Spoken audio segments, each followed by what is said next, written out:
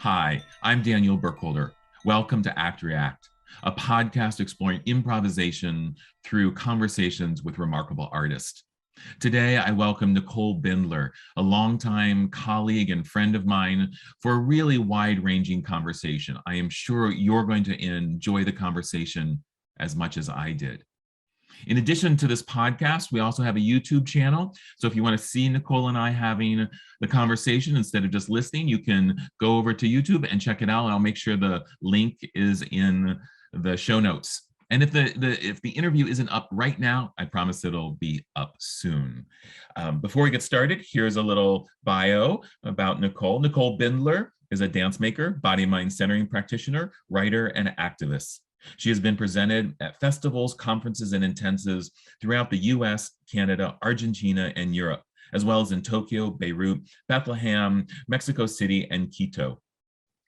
Recent projects include teaching about consent culture and disability justice in contact improvisation, somatic research on the embryology of the genitalia from a non-binary perspective, collaborations with Diyar Theatre in Bethlehem, Palestine, teaching experimental classes such as Embodying Neuroqueer, Neuroqueering Embodiment, and Polyvagal theory and protest through freeskewl, as well as presentations at the Future of CI conference and the BMCA Online Somatic Symposium about rebuilding in-person dance and somatic communities in ways that tangibly address the inequalities laid bare by the pandemic. In the coming years, she will present her work at the Asociacion Cultural Guandul in Quito, the Body IQ Festival in Berlin, Somatic Kin in Bern, the Sandberg Instituut in Amsterdam, and through Contact Improvisation Warsaw. I'll include a link in the show notes to her website where you can find out more about these activities. So without further ado, let's jump right in this wonderful conversation with Nicole. Enjoy. Hi, Nicole. Thank you so much for joining me today. Thanks so much for having me, Daniel. Yeah, it's really great. I'm really glad to have you as part of this podcast. We've kind of intersected in so many ways over the years and had some of these kind of conversations, both kind of, late at night in places, but also just being in the studio with one another, being in each other's classes and all that kind of stuff. So really excited to join your voice into this ongoing conversation about improvisation with all these different artists that I've been able to speak to.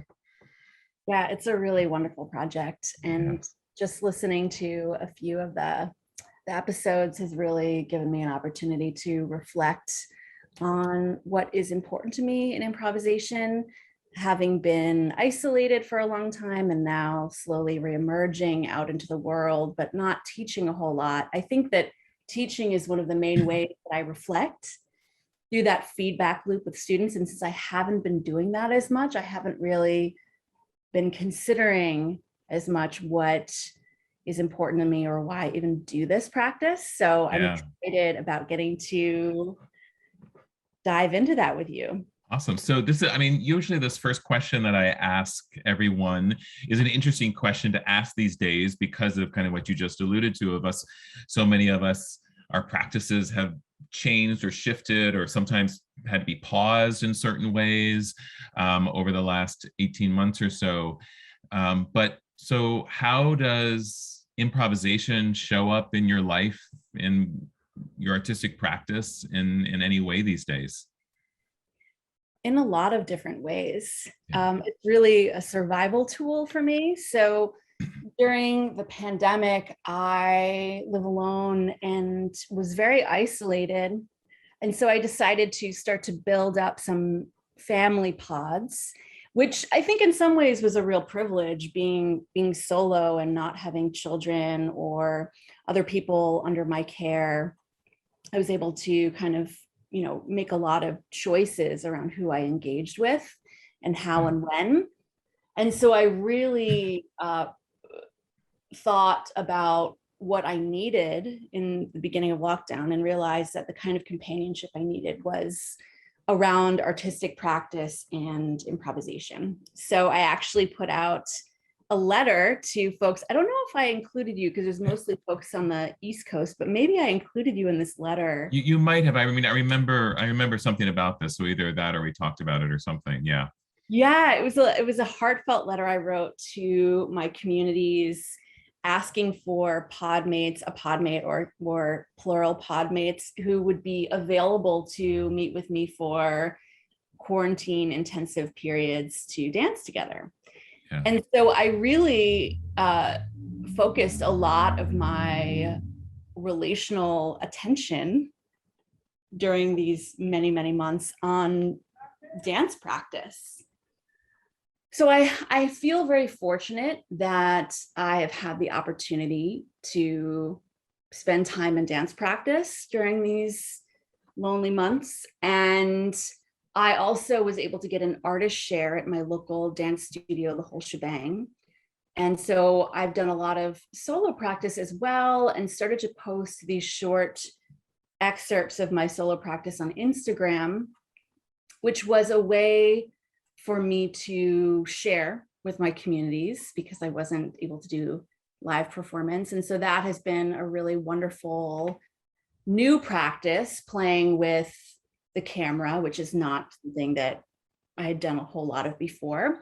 Right. And I started to develop a practice of using my phone camera as a first person kind of subjective eye, so that it's both, well, I'm both subject and object, I'm filming myself, and sometimes, static on a tripod, but sometimes, taping it to the ceiling or doorway or the floor, and sometimes holding it and giving the viewer a sense of my movement as I'm dancing. Yeah. And I actually started to develop that practice working with the Move Collaborative, which was a residency that's usually based in Baltimore in June, that in June 2020 was online. And so we developed this practice on Zoom, improvising together in ensemble, using lights and materials and filters, a lot of bike lights and lighting gels and fabrics, and also moving our laptops or pads or phones to give each other a sense of our physical spaces and the sort of physicality of what it's like for us to be moving right now on our own, in our own spaces. Yeah. So through the dance potting and then this solo practice, I've been improvising quite a bit. So yeah, I feel grateful. So going back to the pods, could you just say a little bit more of like what you would do when you all got together to dance? Like, was there like a structure? Was it just like, let's just dance and go? Or were you working on specific things that were of interest to you all? What was the kind of, how did you negotiate that time together? Yeah, I did dance potting with, I don't know, maybe 5 or 6 different people. I think 6 different people over the course of 18 months. Now I feel like I'm in a different phase post vaccination, where I mean, with the Delta variant, I'm still, I'm being somewhat discerning about who I share airspace with without a mask. But pre-vax, it was very rigorous, like tons of conversations around consent, leading up to what we feel comfortable with and how much time do we want to quarantine and what kind of testing do we want to do and what's our lifestyle like. And then I think that level of consent-based dialogue leading up to the interaction really set us up for pretty excellent communication. At least in my opinion, I felt like the communication was at a quite a high level in these interactions, so that when we got to our shared living space, whether it was my house or their house, and then maybe a dance studio, we would really engage with what was in the room, what was in our hearts, what we needed. There was a lot of body work, a lot of somatic practice, a lot of contact improvisation, needing touch, and sometimes authentic movement to do a lot of emotional processing, and then sometimes some performance practice. And the people I got together with had different kinds of vantage points or ways into improvisation. So some people were, quite committed to contact improvisation as a social practice. Others were more theater performers who had an interest in dance. Others are, highly trained dancers who have done some contact improvisation and somatics. So, depending on what people's focuses were, we would, kind of do some different things. But it was mostly just about the relational space and survival. Yeah. Yeah, no doubt. No doubt. Yeah, I didn't do that, but we as a family, my wife and daughter and I, we did pod with one other family. Nice. And with, strict agreements about, like, besides the 7 of us, like really strict with masking and distancing and all that kind of stuff. And so basically for a year and a half, they were our whole social scene. Like every weekend, that's who we were hanging out with and stuff. And it definitely was a great lifeline to have. Yeah, so essential. Yeah. And we became like really super good friends. It's like we are the friendship of the whole family just deepened so much to have that time together. So I can appreciate kind of having those pods as little lifelines of contact, of relations, of being with one another. Yeah, and one of my pod mates, Mark Kennedy, is somebody, this is so funny. We actually, have kind of been in overlapping scenes in Philadelphia. He's more of a theater person, but we actually met on Facebook, in a Facebook group that I created with Gabrielle Revlock called the Apocalypse Singles Club. It's just a really hilarious and beautiful space for conversations about intimacy during the pandemic. So Mark and I met, we decided to dance pod together. We had these weekly dance sessions at the whole shebang. And then I started to work on an old solo for the upcoming Fringe. I'm actually performing it in like 10 days. Very exciting. Awesome. And because I use so much clowning and puppetry and theater, it's autobiographical, and I use these different kinds of methods and techniques that I'm not highly trained in. I'm really trained as a dancer. And so it just was so fortuitous that he had some free time and interest, and he's been directing my solo and offering so much incredible outside eye feedback. So there's a way in which this kind of lifeline dance pod has now moved into this next phase, whatever this pandemic phase is, post-vax, where we're attempting to, perform in public in all these, kind of strange ways. And the relationship is continuing developing into a more public facing thing that we didn't ever really intend. We were really just like, let's get together and dance because we need each other. So yeah, wonderful. Great. So maybe zoom out just a little bit now, because I know, thinking about what I know of your improvisational practice, and like one of the things that really strikes me is like how embedded somatics, and specifically body mind centering, but somatics in general, is to your practices, and both improvisation and just in general. And so I'm wondering if you could talk a little bit about, like, well, what is that? So I was thinking first, maybe it'd be interesting for you to even just to like help like people understand what somatics or body mind centering is as a place to start. So maybe not everyone listening will be familiar with those words or those practices. And then also about how that relates to your own practice. Yeah, I can define what somatics and BMC is to me and how it relates to improvisation. And I think that it will also be helpful to go back a little bit autobiographically to sort of explain how I even got to do this weird thing that we do. Sounds good.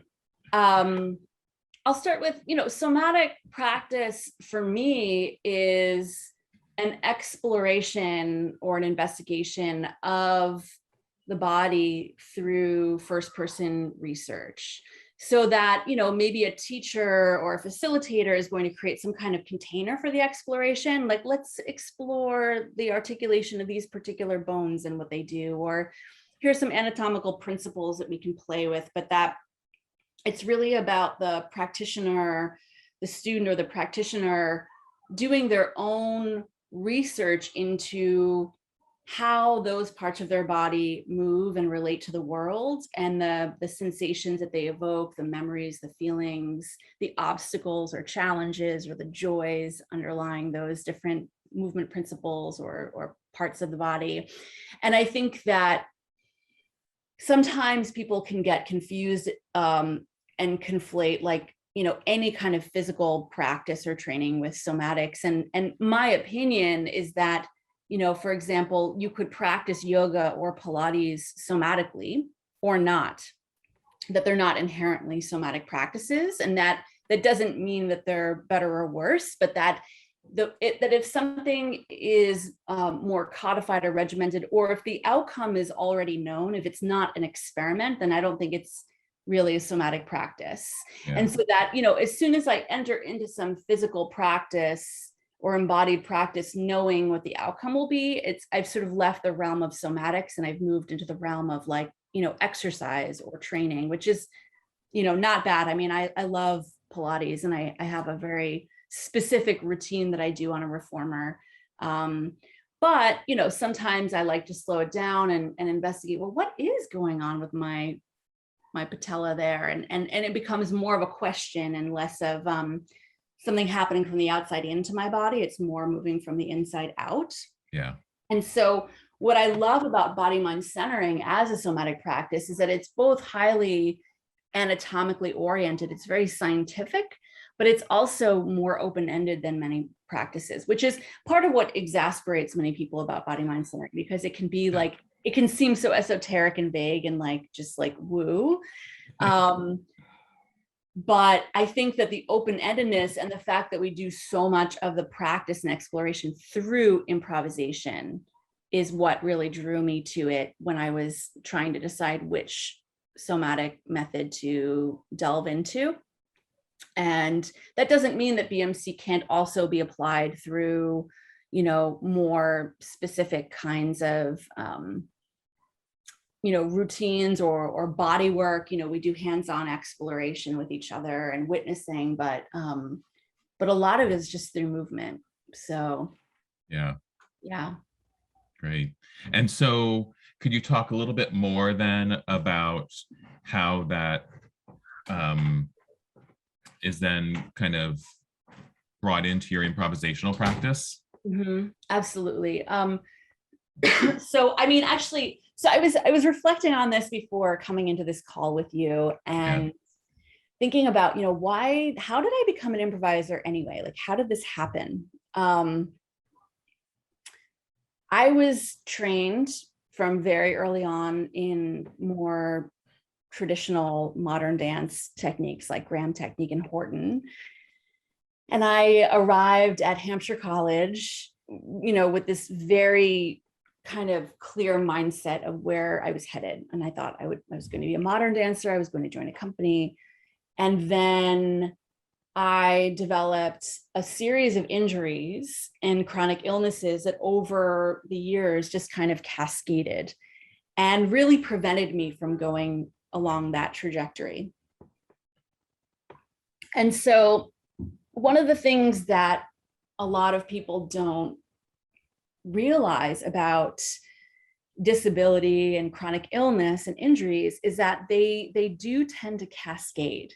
So if you, for example, have a torn ligament in your knee, the likelihood that that's going to create some kind of movement pattern that then creates a tear in your ankle below or your hip above, or impacts through the fascia some other part of your body, it's more likely to happen than if you hadn't had that original injury. And if you have an organ that isn't functioning well or an autoimmune disease, it's more likely that that's going to cascade into other kinds of illnesses. And so I remember one of my classmates in body mind centering training asking me in quite an ableist way, Nicole, why do so many bad things happen to you? And, and I think that was a pretty shitty thing to say. However, it really did give me a window into considering, why have I suffered from so many different illnesses and injuries? And and how they're very interrelated. And so I knew that if I wanted to be a dancer, that I was going to have to find a different way. And I used somatic practices, including body mind centering and Feldenkrais, to heal from a lot of my aches and pains and to get to a place of at least functioning at a level where I could, navigate the world with some ease and joy. And also realize that focusing on improvisation as a creative practice, as a dance practice, I was going to be more successful because I would be able to show up for that in a way that would just be, more successful than if I tried to practice somebody else's choreography every day. And that doesn't mean that I don't like to go to technique classes, but I have to be very discerning about when and how I show up to those. And so I started to explore improvisation as a sort of like escape hatch, okay, this is how I'm going to be able to do the work that I feel like I'm meant to be doing in the world, embodiment and dance performance. But what it did was it really opened up for me so many possibilities, because I really discovered improvisation through studying contact improvisation in college, and just the relational and social aspect of it was just so incredibly fun. And I realized, wow, improvisers have more fun. And I think that could be the case in improvisation through any different kind of aesthetic or tradition, that there is this potential for play. And I think within choreographed dancing, there's always, a potential for play as well. But the degree to which our personalities and ourselves can really explode out and show up is pretty exciting. And I think that also the multifacetedness of improvisation has really excited me, in that it could be used as a physical training or a somatic practice, also as a means toward creative practice, a way to develop choreography, or viewing improvisation as instant choreography that's just occurring in the moment. But it's also a way into performance practice and presence. So I think that oftentimes improvisation can, especially like in university dance departments, can get really compartmentalized, and it can be explored kind of like as a technique. It can get, labeled as a technique class or as a kind of precursor to composition, or some sort of creative practice. I think that I think that these kinds of delineations are not necessary, that it can be both. But also that, something that isn't taught enough is performance practice, like how to actually be with an audience and be with a space in a space. Mm-hmm. And I think that improvisation can be a really great way into presence. And, oftentimes I think that, there's this assumption that embedded in the choreography is going to be the roadmap for presence. So for example, we're going to breathe on this count, or we're going to use our eyes in this way, or face this way, or have this expression, and that can be inherent in the choreography. But I don't think that's an assumption we can really make, because a lot of choreographers don't take full advantage of all of these sort of ways into presence. And so I think that improvisation can be a way to train in that and to really hone that. Yeah, that's great. Can you say a little bit more about what you mean by presence? Oh, that's a really good question. It seems it's one of those words that's out there that I think sometimes it's like it's challenging to get a hold of it. So, but I don't know if you have. Yeah, definitely. Slippery fish. Yeah. Well, for me, presence is about how we are with ourselves and others, and becoming more conscious and intentional around how we are with ourselves and others. So I think that, there are some people who are said to have inherent good performance presence. Yeah. I think that there are ways to craft that and develop that, but I don't think that it needs to be something that you have or don't have. I think that there are a lot of people who are working with presence these days in some really exciting ways. The person who I've trained with the most, or who has had the most impact on me, is Deborah Hay. And Deborah Hay is working with presence a lot through the way we use our eyes and our seeing, and also through our sense of timing, time passing, and our relationship to space. And so I think that there are also ways to play with presence or explore presence through our breath. But that when a dance practitioner or performer is exploring presence in a way, in my opinion, when a practitioner is exploring presence well, what they are doing is extraneous. It's really how they're doing it. So the actual action of the body is less important than the way that the performer is attending to that action. And that idea was always really compelling to me because of various injuries I've had. I couldn't always perform the physical action that my heart desired to do with my body, Sure. But I could do something different with my body, something that was feasible for my body, but do it in such a way where I could convey some of the same feelings or ideas, and that an audience would be able to have that visceral experience of, whatever it is that I'm feeling in my body. Yeah, that's great. And as I was watching some of the videos that you shared, and I was watching the duet with Andy, and then also the Deborah Hay piece, which was great because it was from the dinner party in DC. And I said the audience, I was like, I know them. So that was kind of sweet to see.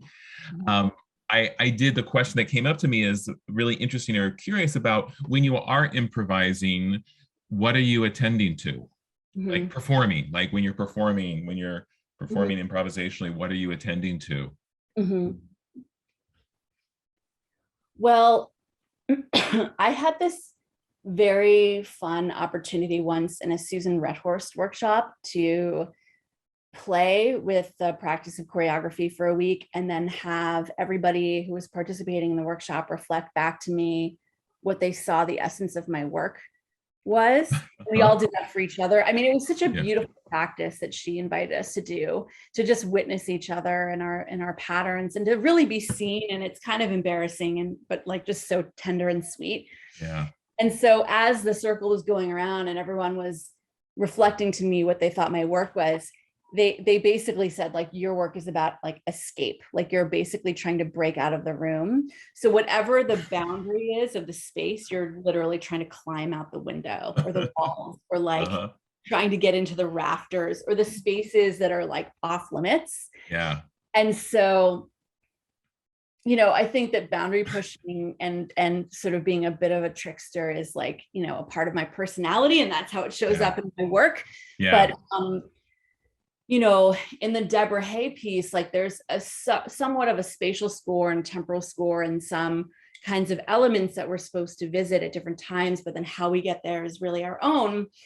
And, the ways that I was playing, like behind the curtains and exiting and entering again, like that wasn't a part of the choreography. That was just my interpretation of playing with the boundaries of the space. Like, one of my favorite pieces of choreography that blew my mind was Miguel Gutierrez's piece. I can't remember which one it was, where like basically the audience is seated on the stage and the performers are like, by the curtain, and like everything's reversed, and then the curtain opens and then the performers are like dancing in the chairs. Just that reversal is just like so delightful for me.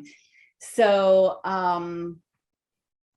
so I think that one thing I'm attending to a lot is space and architecture, and the various shapes and how my body could relate to them, and also playing with timing in a way that I find delightful and maybe a bit humorous, like sort of surprising myself and others with timing or sound, bringing in unexpected elements, like using objects in ways that they're not typically meant to be used, or also using objects as instruments, like the sound of the chair dragging on the floor, for example. Yeah. So I like to play with expanding the possibilities of what the space is or is supposed to be. Yeah. And I think in that way, through that sense of play, I'm also playing with the audience. So I feel like there's a bit of a clown there and a bit of a, enjoyment of, pushing boundaries, not in a way that causes harm or anxiety, but just in a way that can make people feel a bit of that kind of tickle. Like I like to tickle people, Yeah, definitely. There's a one moment in the piece where you're in the bathtub and you come out of the bathtub and you come onto the table and you kind of nestle in with the one woman that's sitting at the table and kind of like cuddle with her for a moment, and you can just see kind of how delighted she is in that moment. Like they're just that kind of, yeah. And also with the Deborah Hay piece, with all the curtain and everything like that, and being behind people and making people really engage with you in a different way. Like they can't just sit and watch. Yeah, and I try, whenever I use touch in performance, it's changed over the years because I'm more involved in, teaching consent work. But I have historically always tried to only engage in touch with people who I know personally who have engaged in touch practices before. That makes sense. But audiences don't necessarily know that. So yeah, that's wonderful. I don't want to take up too much of your time here. I mean, there's so much, it just feels like there's so much to talk about. But I do want to make sure that we settle in or have a couple of moments to talk about the work you do around social justice and how improvisation comes into that work. And it also feels like that work comes out of improvisation as well. And just maybe I don't have a really super specific question about it. I know there's certainly the work that you did in Palestine and work you've done in your own community. But so I'll leave it pretty broad to start with, but just, how does social justice fit into this mix that we've been talking about? Yeah, that is a question that I am continually asking myself. And I think that the ways that social change and embodiment practices and performance intersect, it can show up in many different ways, but there are two main kinds of containers for it. One would be through my political organizing with various kinds of groups like Jewish Voice for Peace. I might bring embodied practices into our work through grounding exercises before an action, or highlighting ways that I see embodied intelligence showing up. So there's a workshop that I'm going to be teaching in Amsterdam in November through the Sandberg Instituut in this temporary master's program called Bodies of Ecology. And I was asked specifically to teach this workshop that I've been calling Polyvagal Theory and Protest, though I might change the title because there are some aspects of polyvagal theory that are disputed now. It's definitely been going around the Feldenkrais world.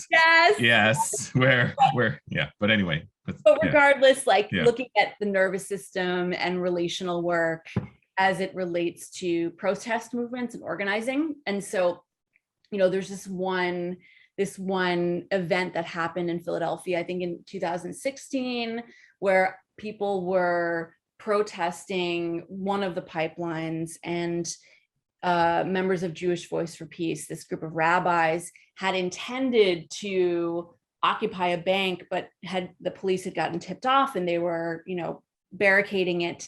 But then without even a word, they noticed another bank across the street that was also implicated in these environmental crimes and crimes against indigenous communities. And they just kind of beelined for this other bank without speaking. And it was this kind of emergent strategy style herding situation where they successfully occupied this other bank. And I attribute their ability to do that to the fact that as rabbis, they do a lot of contemplative practices that are not necessarily explicitly embodied, but are quite embodied, and really tune them into themselves and community so they were able to communicate non-verbally. And so I like to look at ways that embodied practices can support protest movements and political movements, and also the ways that they like already exist, and just to sort of shine a light on that. Yeah. And then, so that's one bucket. And then the other container is trying to enact social change within dance communities and support more equity and inclusivity through trainings and dialogues and information sharing. And I've, over the years, I co-founded the DEI committee at Earth Dance, and have done a lot of workshops around disability justice and contact improvisation, and some classes on neuroqueer identity in dance communities, and also, gender and racial equity workshops. So trying to raise more awareness, I would say, to less success. I sort of become a bit, I've become a bit cynical about DEI training in progressive spaces and in the nonprofit industrial complex. Like I don't really see it necessarily being that successful. However, I do still very much believe in building workshops and curricula that weave these ideas. But I think that it's for me, I found more successful for those who have buy-in and who are actually opting in, rather than like coming into a community or a festival and sort of being this like required training that a lot of people resent. Yeah. So yeah, we're definitely going through some of that work in our department right now, and just recognizing the challenges of making change, and like there's change. There's like the internal change and awareness we each need to keep working on. Then there's like the change just within our individual syllabi to make sure that, that we're not being so narrow focused. And then there's the change in the curriculum to the whole department that we need to address. And then there's just the university allowing these changes to happen in a timely manner because of the bureaucracy. And it's like that all of these things, like, you can do one thing, but without the other, it's hard for it to stick. And so the challenge is real. Yeah, and I think that in a situation with the university or with any kind of institution, that I think with this work, there, in general, I've seen too much emphasis or focus on the individual, like individuals having these kinds of spiritual awakenings about the ways that they're implicated in oppressive dynamics, which is maybe very useful for the individual in terms of their own personal growth. Yep. But the thing is that, each individual is working within a system, within a community, and that if there are systems in place, for example, at the university, if you have this situation where some people have tenure and other people don't, and then there are adjuncts and grad students, and there are these different tiers, and there isn't a worker solidarity or a union, then it's very difficult in a situation that is so hierarchical and so unequal to, have a workshop for all faculty, including contingent faculty that, don't have any job security, and to tell them these are some ways that we expect you to behave and show up, and without addressing the bigger problems in the institution, it's very difficult to just voice that onto the individuals. Yeah, totally. And so, I feel like I have a friend who does union organizing at universities and works with a lot of adjuncts in terms of empowering them and just, opening up their minds to what's possible and what they actually deserve. Yeah. And I find that kind of work, the union organizing, to be actually, it's so coalitional. And then within that, you can build all of this awareness of the intersections of classism and racism and gender-based violence that show up, and all the other isms and oppressions that show up through this practice of trying to build power together. So it's not that these trainings are useless, but I just think that without building that that kind of people power and doing actual organizing within dance, that change isn't really going to happen. Yeah, that makes total sense. So we kind of veered off a little bit and want to kind of come back to improvisation, which is fine. It's awesome. And to just kind of maybe wrap it up a little bit here, like how, like I get a sense that all these things, like the more political work, the more internal somatic work, and the improvisation, and just like your daily life is all kind of weaved. It's like it's easy to like pull these apart, but to me, when I think of you, I think of this weave of all these things that are always ever present with one another at the same time. Like it's not so easy to separate them out. Mm-hmm. And I think that's one of the reasons why I find you and your work, artistic and everything, so compelling. Yeah.